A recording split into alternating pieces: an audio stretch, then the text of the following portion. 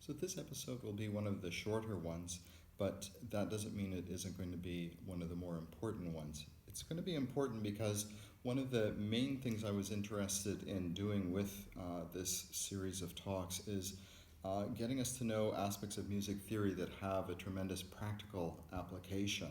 Our topic today is called transposition, and that is an especially important practical theoretical topic for reasons that we'll see today. In particular, when we're thinking about how we write for particular instruments, possibly different kinds of voices, we need to have a certain set of theoretical skills that can help us write in appropriate ranges for them.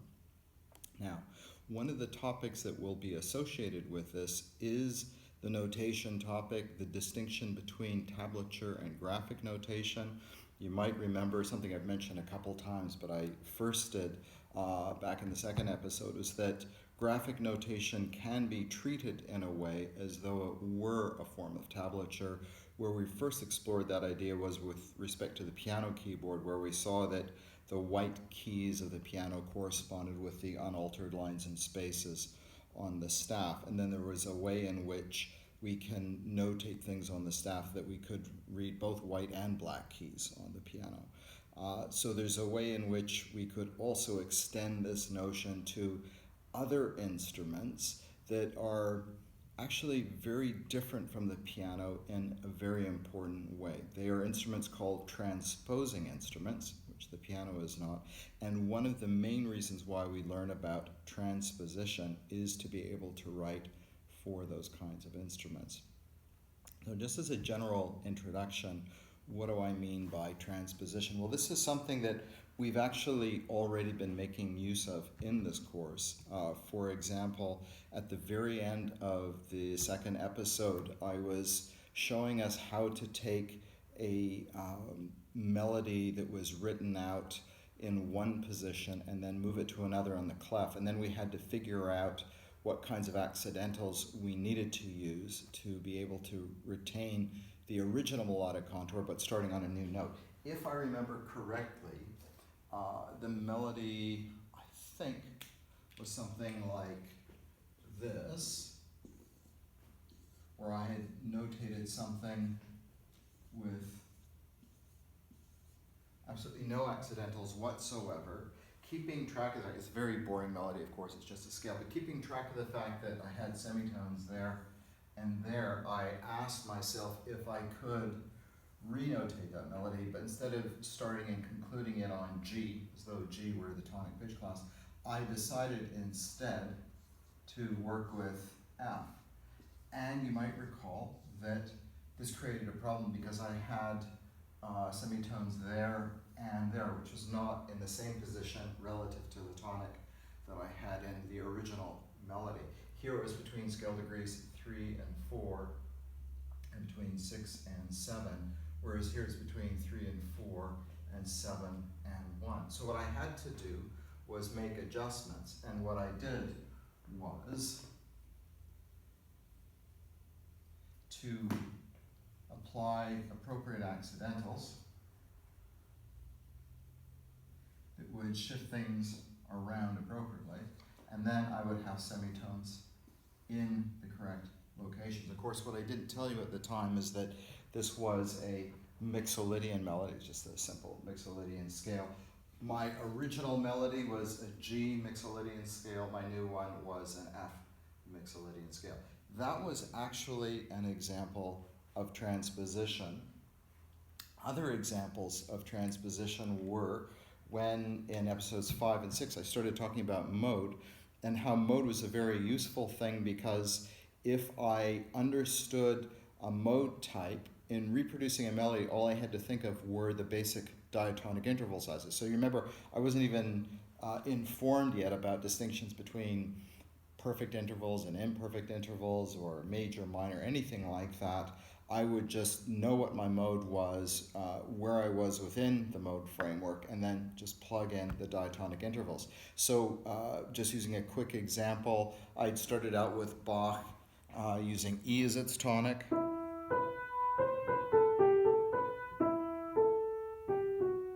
Then I'd used E flat. D, C sharp. And one of the things I was trying to show you was how, if you understood modes, you could use them as a basis to quickly move a melody around. That was transposition as well. So what do we mean when we say transposition? Very specifically in music, it means moving a melody or harmonic structure a certain size of interval in a certain direction. And you have to be consistent about that. So for example, in the two Bach melodies, in the multiple Bach melodies that I just played, if I chose any two of them, you'd be able to pick out a relationship between the two of them. So if I was starting out with E,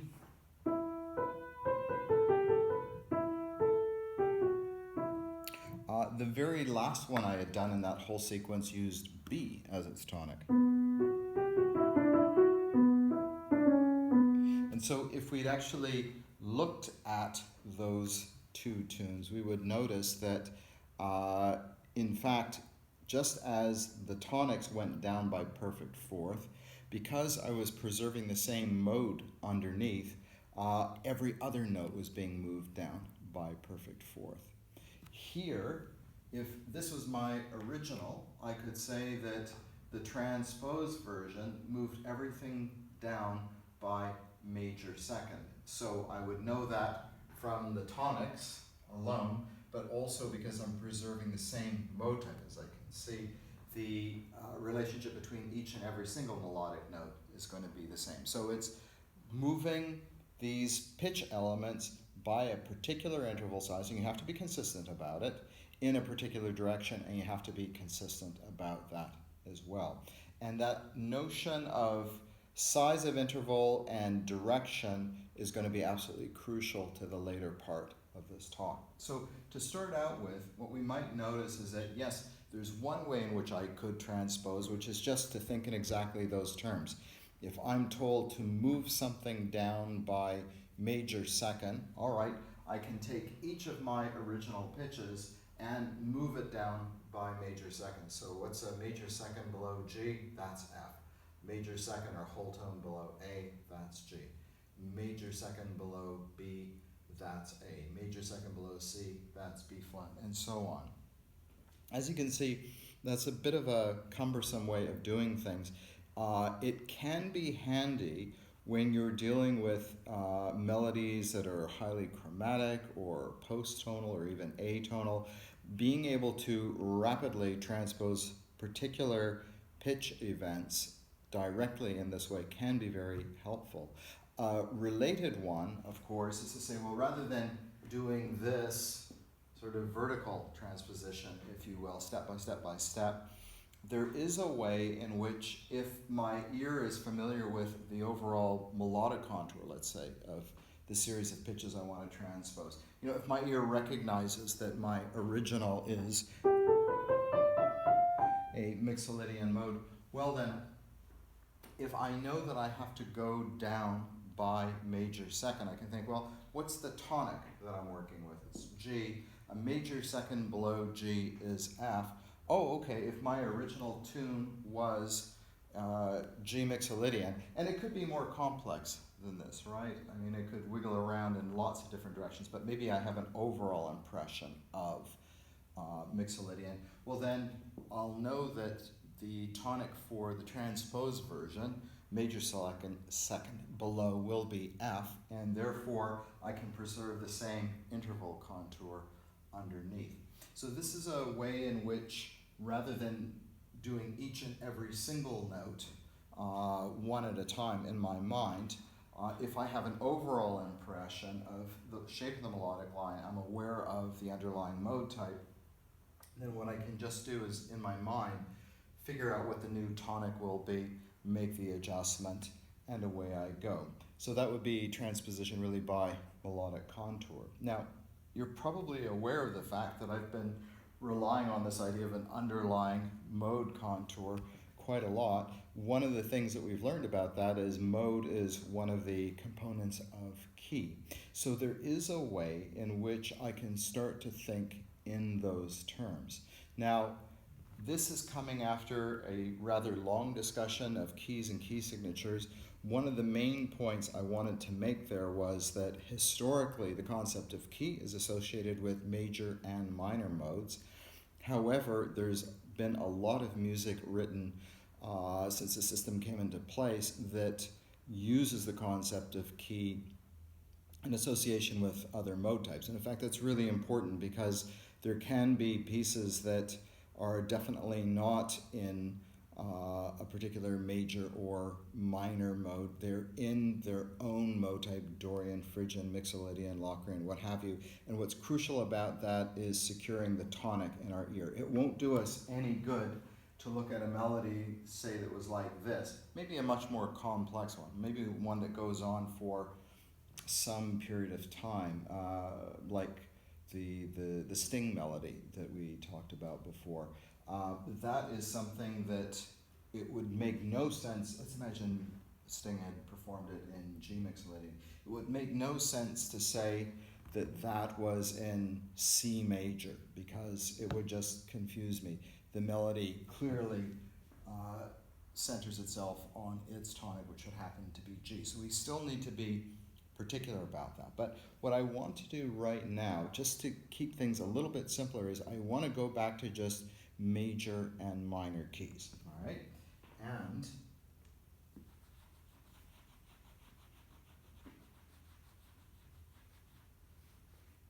I want to get us to consider once again one of the familiar tunes that we've been listening to quite a few times. A Mozart melody. I'm going to do it in C major.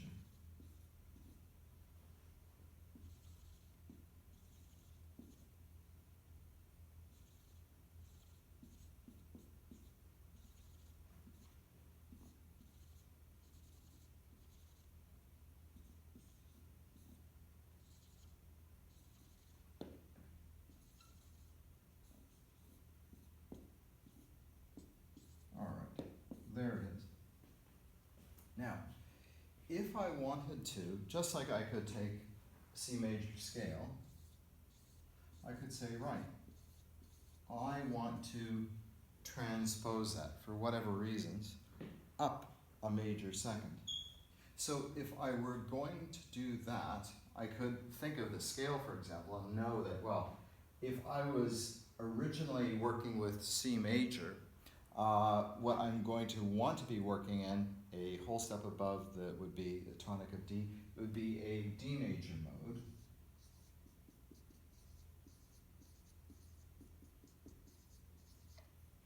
And therefore, what I can do is capture that idea immediately with a handy-dandy so-called key signature like that, and then just write out the same diatonic interval sequence. So just like here, really what I did was just, thinking of this as though it were just a stepwise, simple stepwise melody. I just did the same thing here and then put in the accidentals that I needed to make the correct interval contour arise. Well, I'm going to take care of that if I put that kind of information here, and then likewise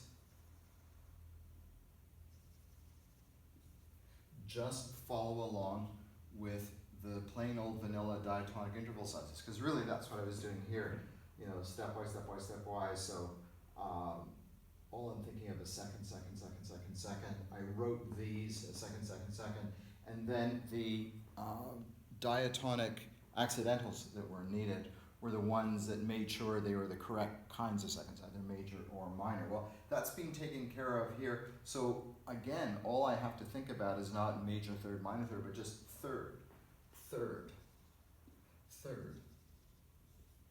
And this is not just something that's me writing things down mechanically on a board. This is how I actually transpose on a piano, because what's in my mind is this, and then when I go to play the tune, all of this diatonic motion is a choreography taking place on top of that. So Transposition, in this case, I go up by second.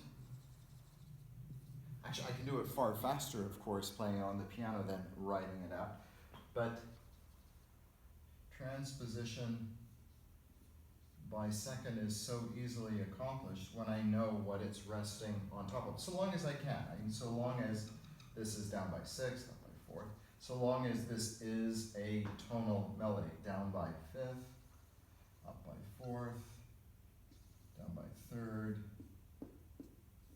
and there I have it. So that's why if my original version in this case was C,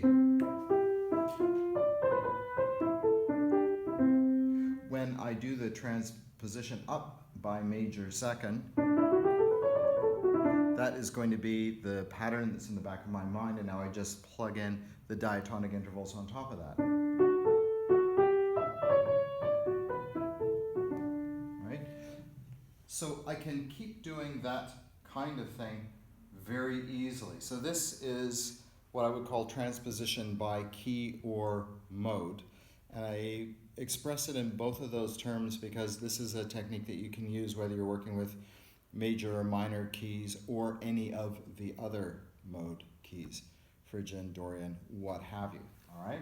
Now, one thing that I have to watch out for is if I go into something like a melody that has chromaticism in it, that is something that's not going to be taking care of all of the intervals automatically for me in the key signature itself. That's something I'll have to watch out for. So I'll go back to a version of this melody that I gave us before, where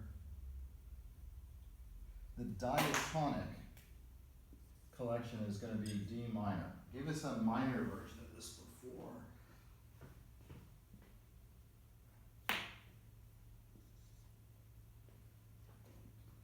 And I simplified it.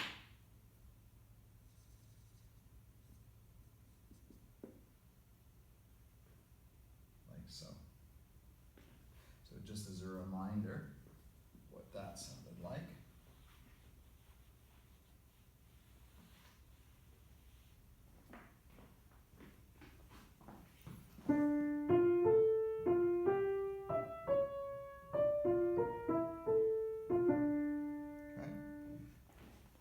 I did some version like that. I think I might have added another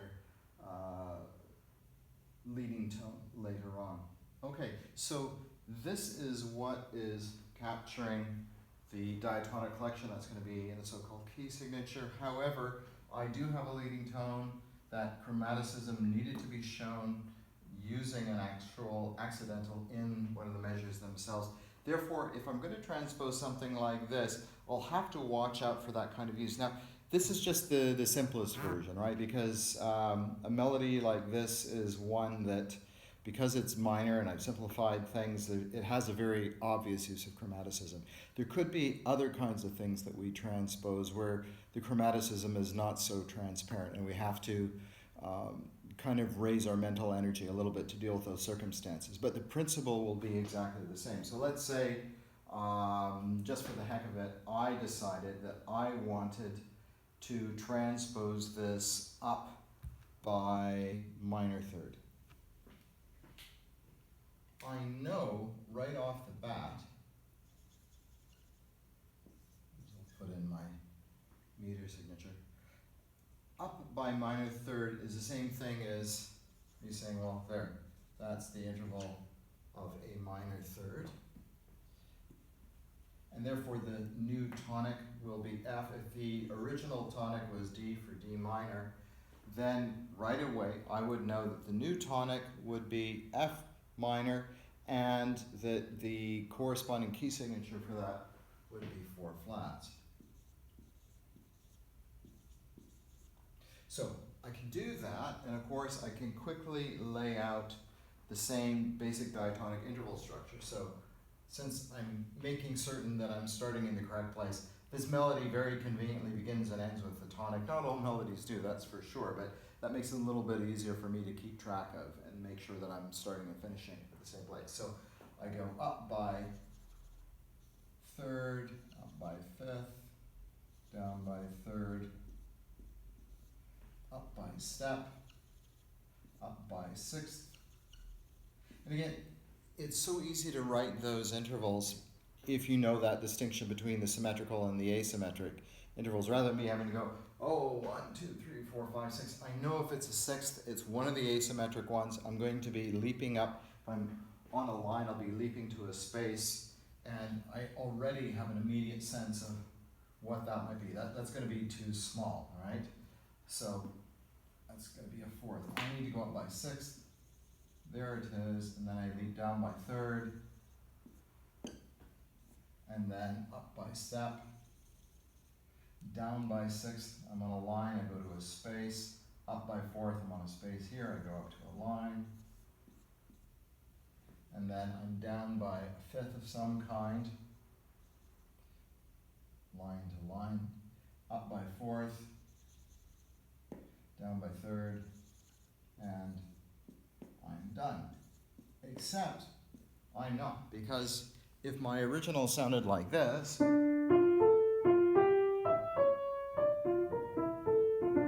my new one sounds like this.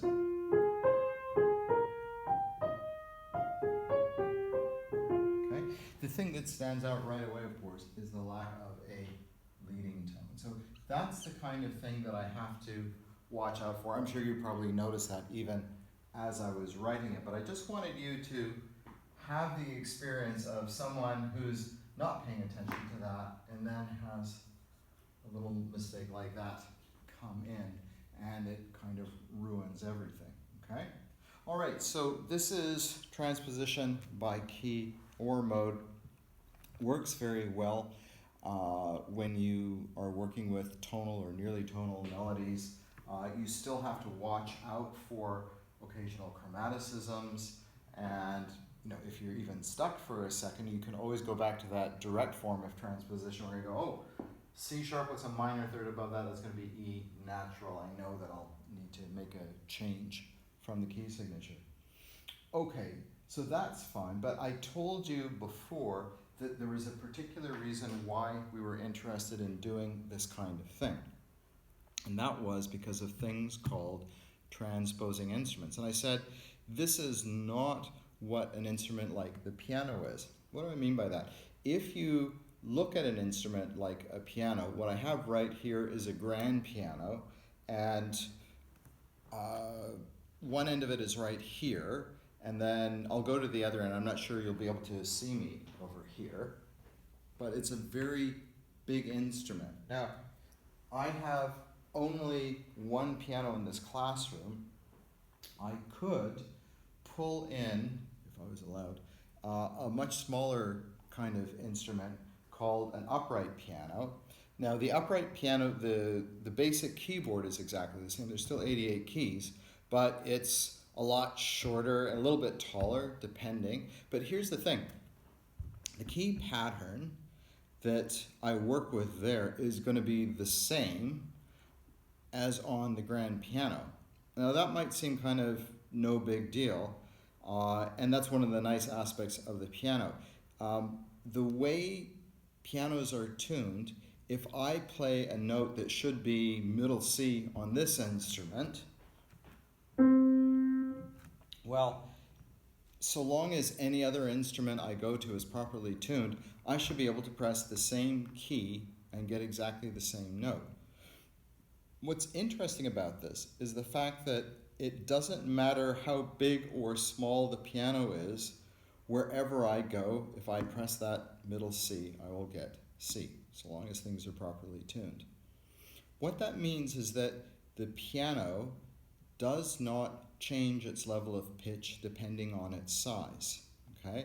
And what that means is that the piano is not a transposing instrument. What gives the piano its pitch level is the tension of the strings inside. So on a grand piano, the strings are laid out horizontally, sometimes parallel, sometimes crossing each other. They go that way, but it's certainly the length of the string matters, but it's the tension that the strings are under that ultimately determine the pitches they produce. So when someone tunes it, they're twisting around tuning pegs. to alter the tension on that given length. If I have an upright piano, instead of the strings being like this, they're moved like this. Generally, they're going to be a lot shorter than on a grand, certainly way shorter than a concert grand. Although there are some massive uprights that approximate that. But still, the strings are going up and down. What makes the pitch is the tension that they are under. So tension is what creates equals amongst all sizes of piano, from small uprights to the largest concert grands. Now, it's a very different set of circumstances if you play an instrument like the clarinet. Clarinet is an instrument that's a long tube of wood. It's fundamentally a pipe, and for pipes, the fundamental pitch is determined by the length of the pipe. Not completely, because it depends a little bit how far a note is outside the end of the pipe. I won't get into the physics of all of that, but there's something called end correction that we always have to take into consideration. But fundamentally, there is a fundamental pitch that can be produced by a pipe that will change if the size of the pipe changes. So for example, if I were to play a small size clarinet versus a larger one, I would have an array of keys that I can put my hands over, just like keys on a piano. But the difference is, because the structure itself is acoustically live. On a piano, the main structure is not acoustically live. It's the strings inside, and they have their pitch production determined by tension. But if I have a small clarinet and a large clarinet, and I assume the same position, because they are working with a different fundamental pitch, they will produce a different pitch depending on the fingering that I use. So what that means is that, let's say I learned how to play a C major scale on the piano. There's a certain fingering that I learn. It's not too difficult to play.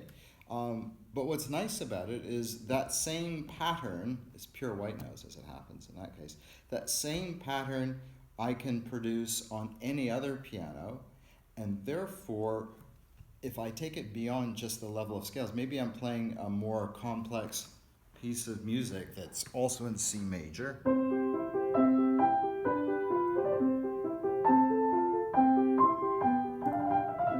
I could go to any other piano, and whatever fingerings I've carefully worked out, I can move those onto any other piano and play exactly the same thing.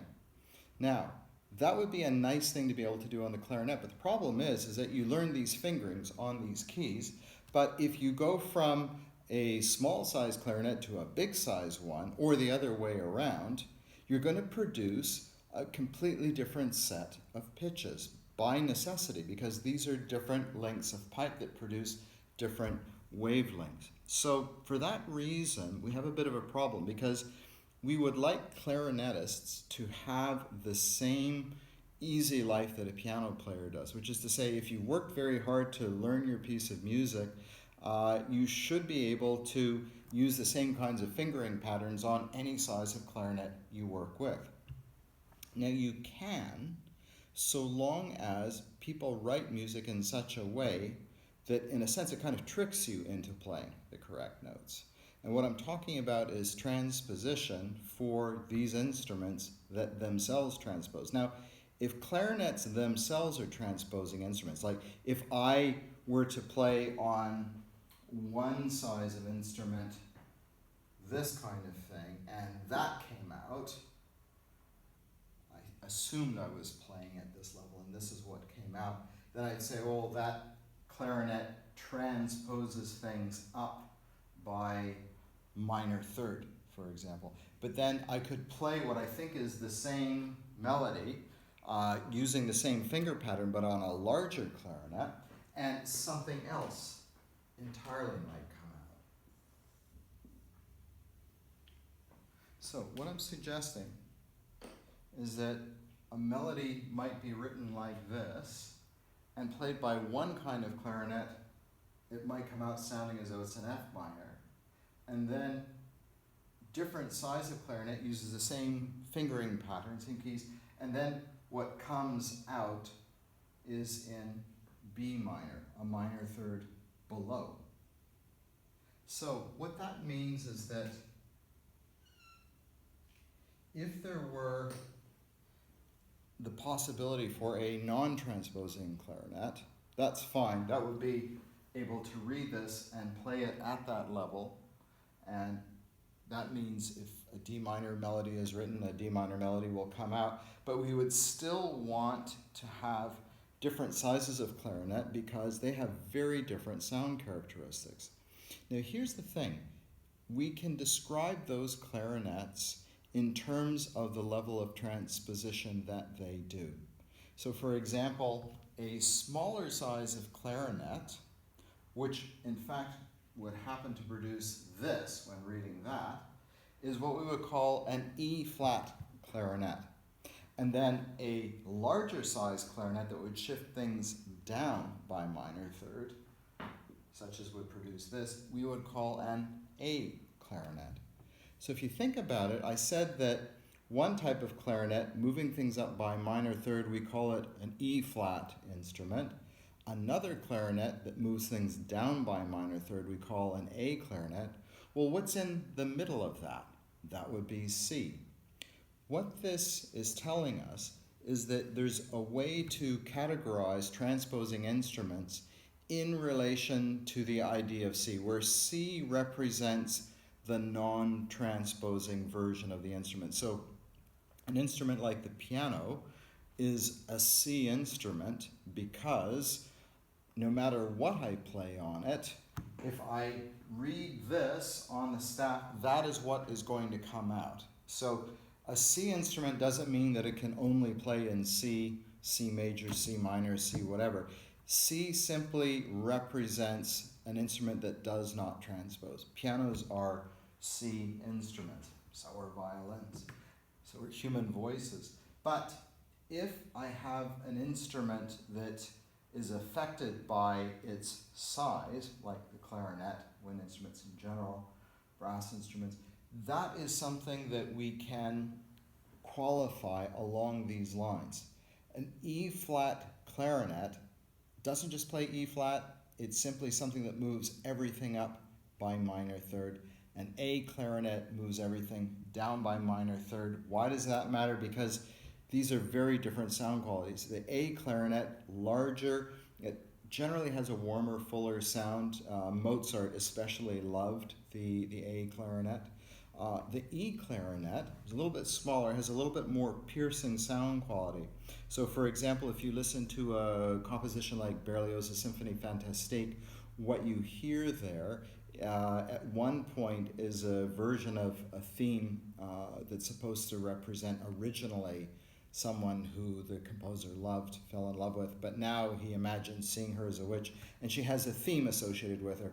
And in this final movement, there's kind of a witch's dance that takes place, and that theme is now being played by an E-flat clarinet. Berlioz makes that choice because there's something a little bit shrill in the sound of the melody when it's played by an E-flat clarinet. So composers have very good reasons to choose one size of clarinet over the other. This has everything to do with distinctions in what we call timbre, or the timbral characteristics. And I'll talk more about what contributes to timbre when I come to episode 12. It has a lot to do with the physics of the instruments and how they produce sound. Anyhow, what's really important for us to keep track of here is the fact that I have a bit of a problem, because it would seem that if I did want to have a D minor melody, like I can play on the piano, I can't possibly do that with an E-flat clarinet or an A clarinet. They're always shifting it somewhere else. Except, of course, for the obvious solution, and that is that if an E-flat instrument moves things up by minor third, then I can fool it by notating everything in the opposite direction. I reverse engineer it, I reverse transpose. I say, well, if what I want to have is this, And the E flat clarinet in each case is going to move things up by minor third. Remember, that's an A flat up by minor third, and so on, right? This is something, A to C. That is something that I can flip on its head by notating it this way. So if my E flat clarinet reads B, it's going to move everything up by a minor third, give me a D. If my E flat clarinet reads a D, it's going to move it up by minor third to give me an F. If my E flat clarinet reads F sharp, it's going to move everything up by minor third to give me an A. So if in sum I give my E flat clarinet a B minor melody, what that E flat clarinet will actually produce is a D minor melody, the one that I wanted. Turning that around, what if I wanted to have my A clarinet produce a D minor melody like this? Well, if I leave it to its own devices, it's going to read each of these things with the same fingering pattern and produce this, shift everything down by a minor third. So if I reverse engineer it, then what I would do is write an F minor melody, because if I do that, when the A clarinet reads F, it's going to produce a D, the minor third below. If the A clarinet reads A flat, it's going to produce the pitch a minor third below that, F, and so on. So what we can do then is write for transposing instruments by transposing in the opposite direction that they transpose in, okay?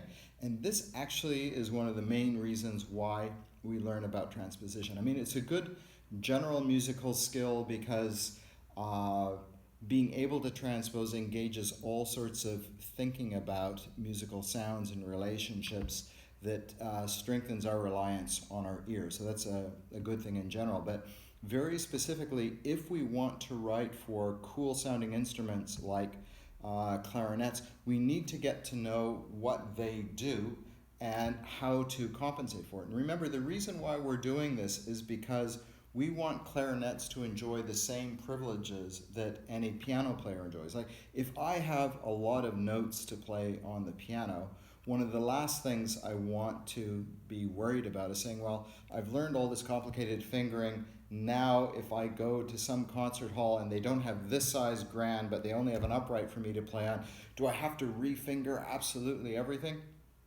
Absolutely not. I mean, the tension of the strings, so long as they've been appropriately tuned by the piano tuner, will take care of that for me. Well, the way in which we take care of instrumentalists who play transposing instruments is by doing these kinds of reverse transpositions for them. And what that ensures is that they can use the same fingering skills that they've learned and translate them from one instrument to the next to the next. And you can see this if you go to a symphony concert and if you look over at the clarinet player, he or she will often have a little stand which might have a couple of clarinets of different sizes on it. And what you'll notice is that they work very hard to make their reed exactly right and keep it in good shape, but they'll keep the same mouthpiece. And sometimes in the middle of a symphony, they'll remove one of the clarinets, put it down in their little stand, and take up another one and stick it inside. So they are transferring their skills from one size of clarinet to another, but they can use exactly the same fingering patterns because they can rely on someone transposing things for them correctly. Now, for a class like this one, if I give you transpositions to do for transposing instruments, I will always tell you how that instrument transposes, because we have to be cautious. Just because an instrument is an E-flat instrument of some kind, it doesn't mean that it transposes by the same interval in the same direction. Remember, transposition, we must be very specific.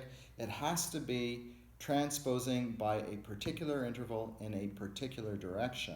Now, if I have something like this, C, and I say, I want to transpose that to E flat, well, I can get there two obvious ways. I can go up by minor third,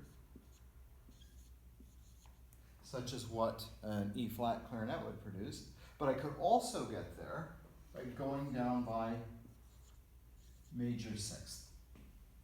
For example, E-flat saxophones do that. So when you hear about these instruments, an E-flat instrument, you're going to need to know very specifically what kind of E-flat transposing instrument is it? In what direction, by what size of interval does it move things around?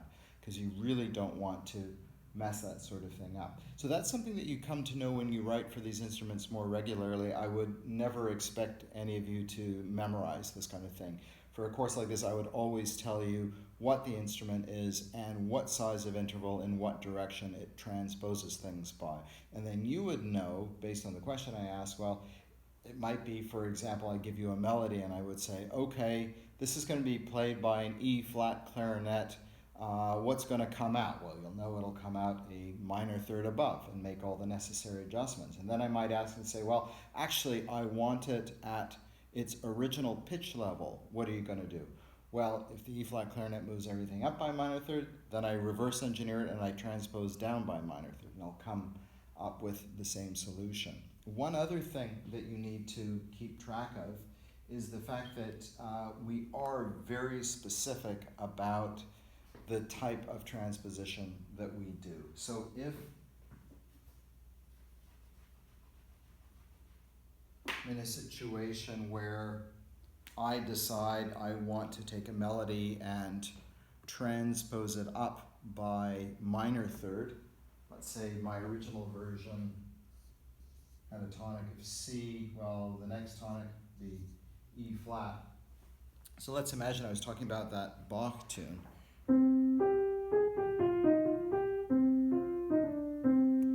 That would mean that transposing it up by minor third would take me to the E flat minor version.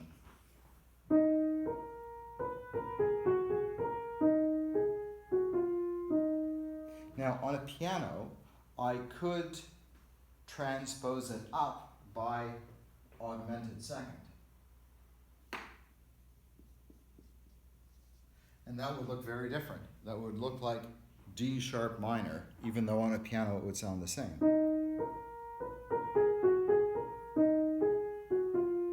And I mention that in part because we have the Bach fugue based on that theme or subject represented in both those keys. Some versions have it in E flat minor, some versions have it in D sharp minor. The distinction matters. Always keep track precisely of the interval size that you are working with. So if you have any question about it, look at your original melody, make sure you know what the tonic is, and then write literally the interval that would produce the new tonic above or below it, and make sure you get it exactly right. So don't go for enharmonic equivalence. Be very precise. So what happens as a result of all of this is that we end up with a wonderful outcome. We're taking graphic notation, and for transposing instruments, through the use of this reverse transposition, we are functionally turning it into a tablature. We are notating in it music in a way that helps the instrumentalists know how to produce those pitches using the same familiar patterns they always have before. So for this reason, transposition is a fantastic skill to develop, and I think conceptually it's a relatively straightforward one as long as you keep track of the particular steps. So just remember that transposing instruments are instruments where the level of pitch they produce will vary according to the size of the instrument itself. Therefore, they will tend to move things in some direction, and when you want to write for them to produce a particular pitch level, you have to transpose in the opposite direction by the same size interval. And that will make it possible for you to write for all of these kinds of instruments very comfortably. And that's important because the last thing we would want for anyone coming out of a music theory course is to be restricted to just writing music for non-transposing instruments. And then whenever you came across something like, a trumpet or a clarinet or what have you, or a saxophone, you just go, well, I'm not going to write for that because I'm just not sure what this transposition thing is or what it means. One of the basic music theory skills that we learn that take us into the practical world is the skill of transposition. It's a wonderful thing to take advantage of because, I don't know about you, but often if I go to a symphony concert, or it could just be a movie that I hear or something like that, I can be really blown away by the choice of instruments used by a composer. So for me at least, a huge part of the richness of music comes from all these different timbral characteristics that composers blend in such striking ways, and our pathway into working with those materials is through transposition.